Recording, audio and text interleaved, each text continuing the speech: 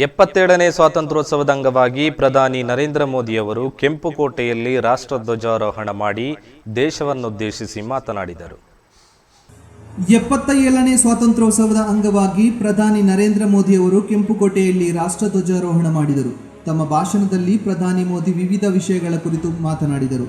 ಈಶಾನ್ಯ ರಾಜ್ಯದಲ್ಲಿ ನಡೆಯುತ್ತಿರುವಂತಹ ಹಿಂಸಾಚಾರದ ಕುರಿತು ಮಾತನಾಡಿದ ಅವರು, ಕೇಂದ್ರ ಮತ್ತು ರಾಜ್ಯ ಸರ್ಕಾರಗಳು ಶಾಂತಿ ಕಾಪಾಡುವ ಕೆಲಸ ಮಾಡುತ್ತಿವೆ. ವಿವಾದಗಳನ್ನು ಪರಿಹರಿಸಲು ಶಾಂತಿಯೊಂದೇ ಏಕೈಕ ಮಾರ್ಗವಾಗಿದೆ ಎಂದರು. ಎಲ್ಲ ಕನಸುಗಳನ್ನು ನನಸಾಗಿಸುವ ಮಾರ್ಗಗಳ ಕುರಿತು ಮಾತನಾಡಿದರು. ಇಂದು ನಾವು ಜನಸಂಖ್ಯಾಶಾಸ್ತ್ರ, ಪ್ರಜಾಪ್ರಭುತ್ವ ಮತ್ತು ವೈವಿಧ್ಯತೆಗಳನ್ನು ಹೊಂದಿದ್ದೇವೆ. ಈ ಮೂರು ಒಟ್ಟಾಗಿ ರಾಷ್ಟ್ರದ ಕನಸುಗಳನ್ನು ನನಸಾಗಿಸುವ ಸಾಮರ್ಥ್ಯವನ್ನು ಹೊಂದಿವೆ ಎಂದು ಪ್ರಧಾನಿ ಮೋದಿ ಹೇಳಿದರು. ಭವಿಷ್ಯವನ್ನು ರೂಪಿಸುವಲ್ಲಿ ತಂತ್ರಜ್ಞಾನದ ಪಾತ್ರವನ್ನು ಅವರು ಉಲ್ಲೇಖಿಸಿದ್ದಾರೆ. ಮಹಿಳೆಯರು ಹಿಂದಿಗಿಂತಲೂ ಹೆಚ್ಚಾಗಿ ವಿಜ್ಞಾನ, ತಂತ್ರಜ್ಞಾನ, ಇಂಜಿನಿಯರಿಂಗ್ ಮತ್ತು ಗಣಿತ ವಿಭಾಗಗಳನ್ನು ತೆಗೆದುಕೊಳ್ಳುತ್ತಿದ್ದಾರೆ ಎಂದು ಪ್ರಧಾನಿ ತಮ್ಮ ಭಾಷಣದಲ್ಲಿ ಉಲ್ಲೇಖಿಸಿದ್ದಾರೆ.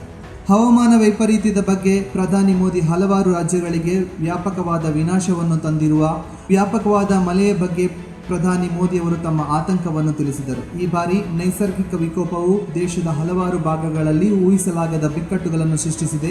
ಇದನ್ನು ಎದುರಿಸಿದ ಎಲ್ಲ ಕುಟುಂಬಗಳಿಗೆ ನಾನು ನನ್ನ ಸಂತಾಪವನ್ನು ವ್ಯಕ್ತಪಡಿಸುತ್ತೇನೆ ಎಂದು ಪ್ರಧಾನಿ ಮೋದಿ ಹೇಳಿದ್ದಾರೆ. दुनिया का सबसे बड़ा लोकतंत्र और अब बहुत लोगों का अभिप्राय है कि जनसंख्या की दृष्टि से भी हम विश्व में नंबर 1 पर है.